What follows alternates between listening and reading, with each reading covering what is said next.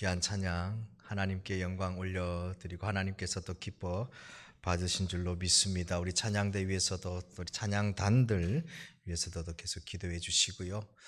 찬양이 살아있는 교회가요 역동적인 교회더라고요. 또 부흥하는 교회이고, 그래서 우리 함께 또 마음을 아파해서 우리 온 마음을 다하여서 우리 하늘소망교회 찬양은 정말 살아있다, 뜨겁다, 이런 소문이 나는 그런 찬양 또 우리의 신앙생활 됐으면 좋겠습니다.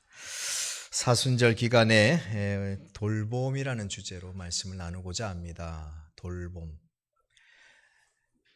지난 시간에는 두 형제의 이야기들을 보았습니다. 가인과 아벨, 그리고 유다와 베냐민의 사건을 통하여서 가인은 동생 아벨을 시기 질투하여서 하나님께서 내 아들이 내 동생 아벨이 어디 있느냐 물었을 때 내가 내 아우를 지키는 자니까 이렇게 오히려 앙변하며 하나님께 불순종한 모습 보였습니다.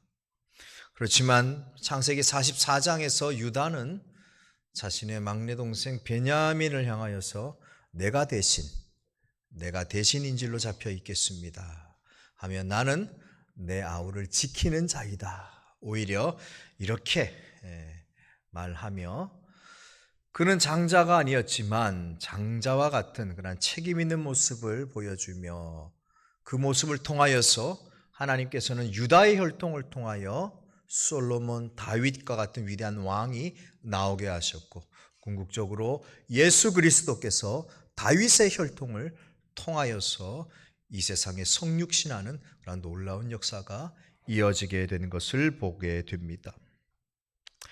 오늘 우리는 시편 121편의 말씀을 통하여서 돌보시는 하나님, 돌보시고 나와 함께 하시고 나를 지키시는 하나님에 대하여서 함께 말씀을 묵상할 텐데요.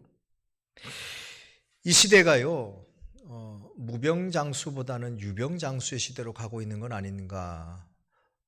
주위에 보면 참 아픈 분들이 많이 있습니다. 육신의 질병도 그러하고요, 또한 마음의 질병, 또 연약함, 관계의 문제들, 여러 가지로 참 돌봄을 받는다는 것이 무엇인가에 대해서 많이 생각해 보게 됩니다.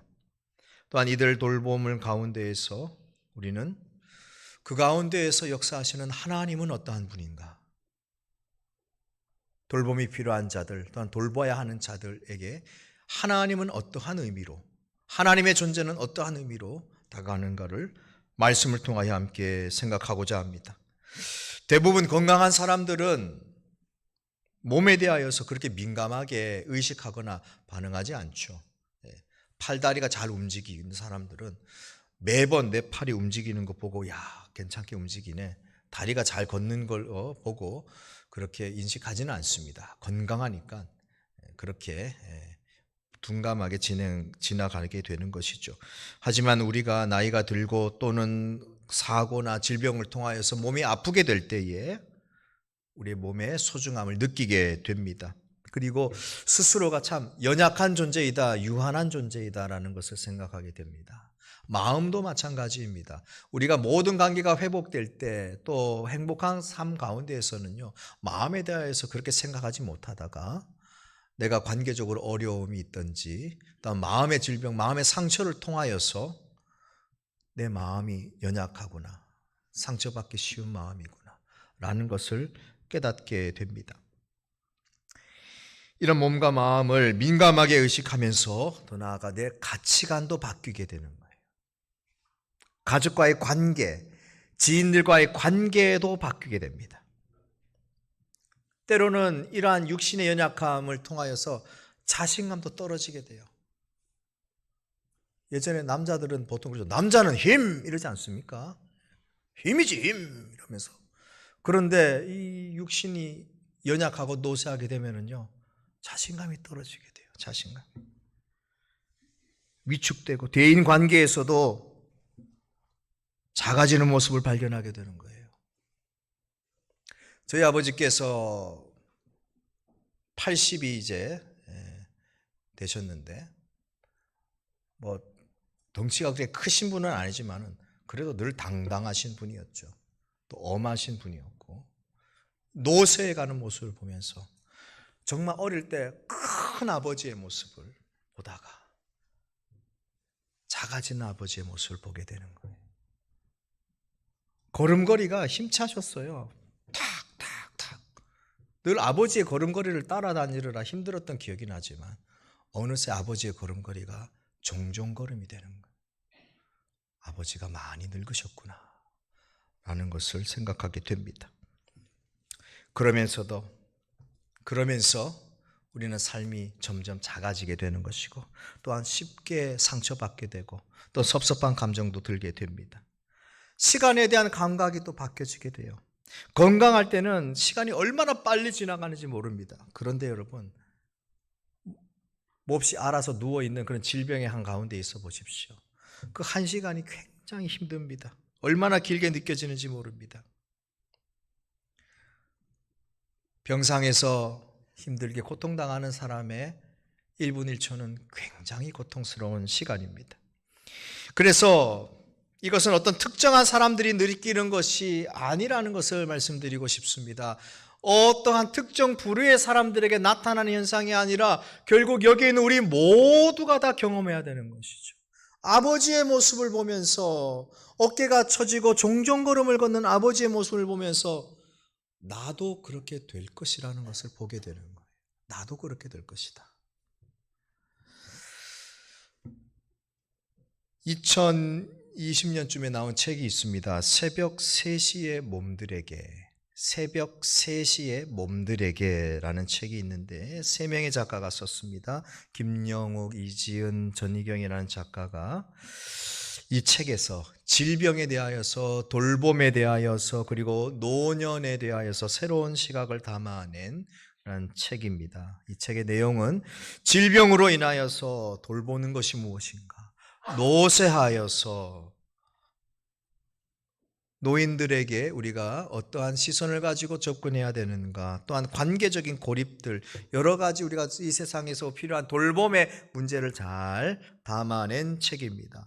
그런데 여기에서 이야기하고 있는 것은 그 돌봄이라는 주제가 한 개인의 문제가 아니라 이제는 사회적으로, 이제는 공동체적으로 함께 고민하고 감당해내야 할 주제가 되었다는 거예요. 예전만 하더라도 돌봄이라 하면 누가 돌봅니까? 가부장적 사회에서 우리 여기 여성도님들 많이 계시지만 대부분 며느리, 딸이 부모님들을 많이 돌보죠. 남편분들은 밖에서 일한다고 시간이 없지 않습니까? 그러면 가정에서 시부모님이나 친정부모님 돌보는 것, 여성들이 많이 감당했습니다.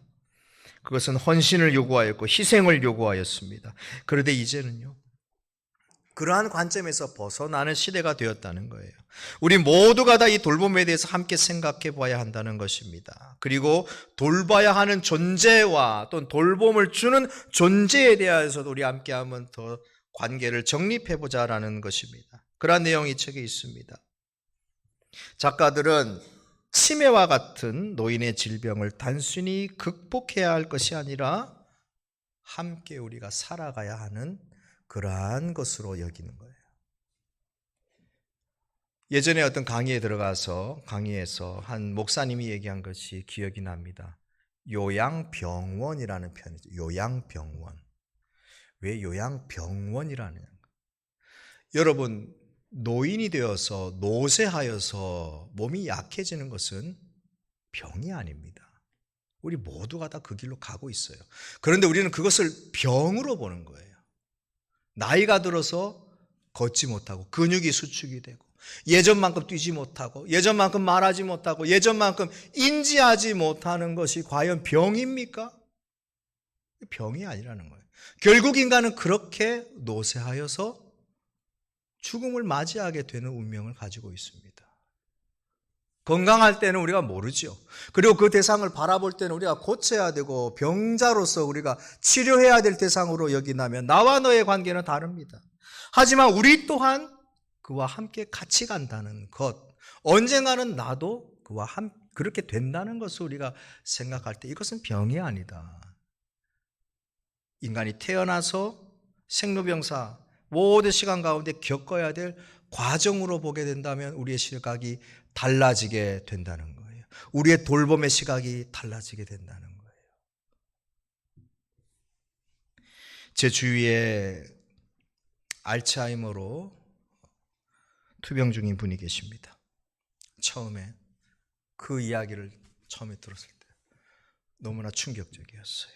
나이가 그렇게 많지가 않습니다. 70이 되지 않았어요. 어떻게 받아들여야 할지 몰랐습니다.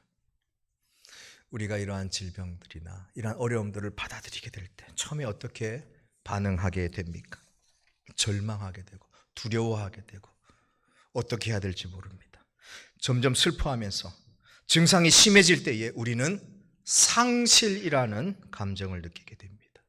누군가를 잃어간다는 것이죠. 하지만 이러한 질병을 우리가 상실로 봐서는 안 됩니다. 우리는 다른 방식의 존재의 소통으로 다시금 이해해야 되는 거예요. 그 사람을 잃어간다는 것이 아니라 그 사람과 내가 소통의 방식이 조금 바뀐 거예요. 예전에는 내가 그냥 한마디 쉽게 하면 쉽게 알아듣고 반응하였고, 그리고 같이 함께 먹고 같이 놀았던 그러한 소통과 함께 있는 상황이었다면 조금 나의 방식과는 바뀌어졌다는 거, 내가 조금 그에게 더 다가가야 된다는 거, 내가 조금 숟가락을 해서 입에 떠 넣어야지 먹을 수 있다는 것, 그것으로 바뀐 관계라는 것을 우리가 받아들여야 되는 거예요. 오늘 제목에서와 같이, 또 소설의 제목에서와 같이 새벽 3시라는 것이 특정되어 있습니다. 새벽 3시. 저 여자에 의하면 왜 새벽 3시일까라는 거죠. 왜 새벽 3시일까? 새벽 3시는 아픈 몸이 깨어있는 시간이자 누군가를 돌봐야 하는 시간 중에 가장 힘든 시간을 상징합니다. 새벽 3시. 보통 건강한 사람들은 새벽 3시를 기억하십니까? 우리 여기 모인 오늘 성도님들, 지난 새벽 3시를 기억하시는 분, 혹여 새벽 3시를 기억하신다면 힘든 삶을 힘든 시간이었다는 거예요. 잠을 잘 수 없는 힘든 시간. 대부분 건강한 사람들은 새벽 3시를 기억하지 못하죠. 잠을 자고 있기 때문에. 특정하여서 새벽 3시라는 것. 그래서 작가가 새벽 3시의 몸들이라는 표현을 썼습니다. 새벽 3시라는 일반적인 보통 사람들에게, 건강한 사람들에게는 자각되지 않는 시간이지만 돌봄을 필요로 하는 자들, 또한 누군가를 돌봐야 하는 자들에게는 이 새벽 3시라는 것은 몸의 변화, 관계의 변화, 마음의 변화 등 가장 날카롭게 예민하게 민감하게 인식되는 그런 시간이 바로 새벽 3시입니다. 통증이 속절없이 내 몸을 쑤시고 그 통증을 인하여서 잠을 잘 수 없는 그 시간이 새벽 3시입니다. 때로는 쏟아지는 잠을 떨치면서 지친 몸으로 아픈 이를 돌봐야 하는 그 시간이 새벽 3시입니다. 나이가 들어가며 이전 같지 않았던 몸을 마주하게 되면서 깊은 잠을 들 수가 없는 그 시간이 바로 새벽 3시라는 것이죠. 이런 심신의 이동과 변화를 가져오는 모든 이러한 변화, 이 사건의 한 가운데에 우리는 지친 몸으로, 연약한 몸으로 만남을 하게 되는데, 그 만남은 때로는요, 병상에서 말씀을 읽으면서 책이 될 수도 있고 어떤 교양 서적이 될 수도 있죠. 또한 치료를 담당하는 의료진이 될 수도 있습니다. 누군가 돌봐주는 가족이 될 수도 있고 간병인이 될 수도 있습니다. 이 누군가의 만남은 경험을 낳게 되는 것이고, 이 경험을 통하여서 너와 내가 같은 하나의 이야기를 만들게 되는 것입니다. 이런 이야기가 책에 표현되고 있었습니다. 많은 질문들과 생각을 주는 표현들이었습니다. 새벽 3시에 고통 가운데 누군가를 만나게 되는 것이죠. 지난주에 제가 우리 교우들과 함께 두 분을 병원 신방을 하였습니다. 한 분은 교통사고를 통하여서 또 치료 중에 있는 우리 성도였고요. 한 분은 암투병으로 질병 가운데 있는 우리 환우였습니다. 만나면서 참 귀한 시간을 가졌습니다. 병원 신방이라는 것이 목회자가 또 우리 성도들과 함께 찾아가서 어떤 그 영과 또 마음을 위로하고 또 치유와 회복을 기도하는 것이 이제 병원 신방입니다. 돌보는 자로서 찾아가서 그 영혼을 위로하고 또 기도하고 오지만 저는 대부분의 시간 가운데 오히려 제가 함께 하시고 그 영혼을 붙드시는 하나님을 경험하며 제 영혼이 오히려 돌봄을 받고 위로를 받게 됩니다. 우리 함께 하던 성도님들도 다 마찬가지예요.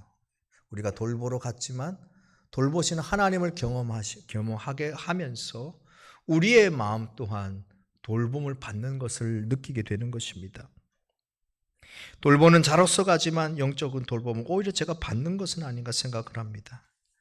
그러므로서 이 작가의 표현 또한 마찬가지이죠. 새벽 3시에 내가 누군가를 만나게 된다는 것인데 그 만남을 통하여서 새로운 돌봄의 이야기가 내 삶에 쓰여진다는 표현이 이해가 되는 것이에요. 일방적인 것이 아니라는 것이었죠. 내가 무언가를 주기 위해서 갔지만 나 또한 받게 되는 것이고 그 사람 또한 누군가의 절실한 돌봄을 기대하면서 신방을 받지만 받은 이후에 또한 내가 누군가의 힘이 되어질 수도 있다는 희망과 소망을 가지게 되는 것, 그것이 하나님께서 우리에게 원하는 삶이 아닐까 생각해 봅니다. 이 시대를 살아가면서 우리는 이 돌봄의 새로운 의미와 새로운 관점을 잘 읽어나가야 합니다. 우리 그리스도인들은요, 한 특정 부류나 개인에 속한 그러한 돌봄이 아니라 우리가 교회 공동체적으로 우리가 함께 우리가 돌봐야 되는 것을 인지하고 그렇게 나아가야 합니다. 서로가 서로를 돌봄으로써 돌보는 사람도 자신을 돌볼 권리가 있음을 또한 알아야 합니다. 한 통계에 의하면은 가족 간병인 중에 95.7%가 간병으로 인해서 신체와 정신이 모두 한계에 몰리고 있다. 95.7%는 대부분이라는 거죠. 한계적 상황에 내가 왔습니다. 이렇게 대답했다고 합니다. 80%가 수면 부족이나 불면증으로 호소하고요. 심지어 열의 3명은 너무나 길어지는 이 환자의 돌봄 가운데 나도 환자와 같이 세상을 떠나고 싶다라고 생각해 보기도 한다고 합니다. 무엇보다 힘든 것이 무엇입니까? 이 고통의 상황이 언제 끝날지 모른다는 것입니다. 그런데 이 가운데에서 우리는 말씀을 통하여서 하나님께서 우리에게 무엇을 말씀하시느냐를 보기를 원합니다. 다윗은 시편 23편에 내가 사망의 음침한 골짜기로 다닐지라도 라는 표현을 썼습니다. 사망의 음침한 골짜기를 다닐지라도. 다윗이 표현한 이 사망의 음침한 골짜기가 공간의 표현이라면요, 시간적 표현은 무엇입니까? 그것은 바로 오늘 제목에서와 같이 새벽 3시의 시간입니다. 그 누구도 일어나지 않고 어둠과 정적만이 흐르고 있는 그 새벽 3시의 시간이라는 것이죠. 위를 올려보아도 캄캄한 어둠뿐입니다. 하늘이 보이지 않는 그러한 골짜기 가운데 내가 있다고 생각합니다. 모두가 잠든 시간, 나는 이렇게 아픈데, 나는 이렇게 고통 가운데 있는데 아무렇지도 않게 평온하게 흘러갈 것만 같은 세상을 바라보면서 우리는 고통을 느낍니다. 주위에 둘러보아도 아무런 도움도 찾을 수 없고 아픈 상황 가운데에서 어떠한 공감도 기대하기 어려운 시간이 바로 새벽 3시라는 시간으로 대변됩니다. 오늘 시를 보니까 그 가운데에서 하늘을 바라봤다는 거예요. 그 하늘을 바라보며 하나님의 도우심을 구하는 것입니다. 때로는 우리가요, 너무나 극심한 어려움 가운데 있으면은 하늘을 바라볼 그러한 힘도 나지 않는다고 해요. 내가 하늘을 바라보며 도움을 구해야 되는데 하늘을 바라볼 수도 없다는 거예요. 오늘 읽은 말씀을 다시 한번 읽어드리면 내가 산을 향하여 눈을 들리라. 나의 도움이 어디서 올까? 나의 도움은 천지를 지으신 여호와에게서로다. 여호와께서 너를 실족하지 아니하게 하시며 너를 지키는 이가 졸지 아니하시리로다. 이 시를 쓰면서 그가 발견한 거예요. 새벽 3시와도 같은 그러한 아무도 없는 그 시간, 나 혼자 고립되어 있다고 생각하고 나 혼자 고통 가운데 있다고 생각하는 그 시간에 그가 발견한 것이 무엇이냐?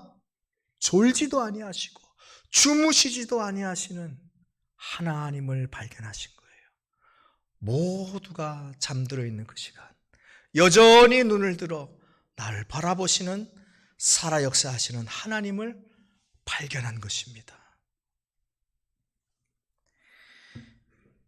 그 순간 시인에게 찾아와 위로해 주시는 하나님, 그래서 그 하나님을 우리는 새벽 3시의 하나님이라 부를 수 있습니다.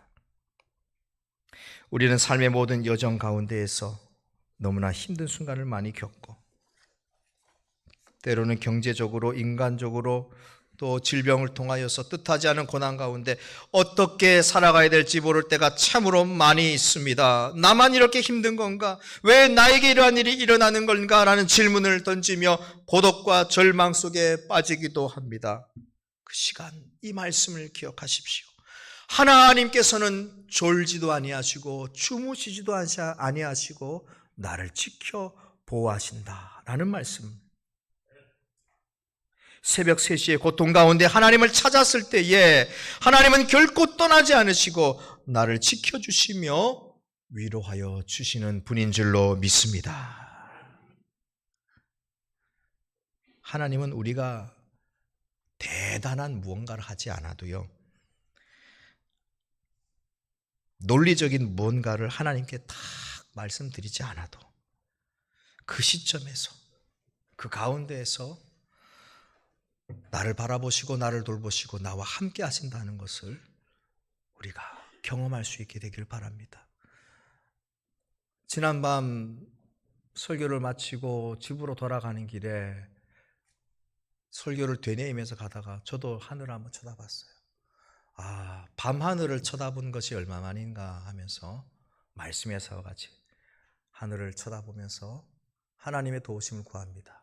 여러 기도의 제목들과 여러 생각들이 드는데 그때 임한 하나님의 은혜를 다시금 깨달을 수 있었어요.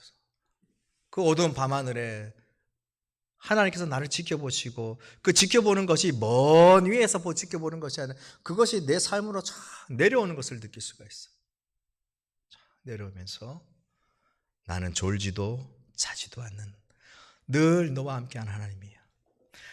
우리 인간이 하나님을 잊고 살 때는 있어요. 우리 인간이 세상의 근심과 걱정에 함몰되어서 그것만 쫓아다니다가 나는 하나님을 잊고 삽니다. 나는 졸기도 합니다. 나는 잠을 잡니다. 그렇지만 하나님께서는 단 한 번도 나를 떠나신 적이 없으시고 졸지도 주무시지도 아니하시는 하나님이시구나라는 것을 깨닫게 됩니다. 우리가 5절 이하의 말씀을 함께 다시 읽어보겠습니다. 우리가 5절 이하의 말씀, 이 졸지도 주무시지도 아니하시는 하나님을 발견하시고, 이 시인이 5절 이하의 말씀으로 이렇게 고백합니다. 5절 이하의 말씀 함께 읽겠습니다. 시작. 여호와는 너를 지키시는 이시라. 여호와께서 내 오른쪽에서 내 그늘이 되시나니 낮의 해가 너를 상하지 아니하리라. 밤의 달도 너를 해치지 아니하리로다. 여호와께서 너를 지켜 모든 환난을 면하게 하시며 또 내 영혼을 지키시리로다. 여호와께서 너의 출입을 지금부터 영원까지 지키시리로다. 아멘. 아멘이십니까? 네.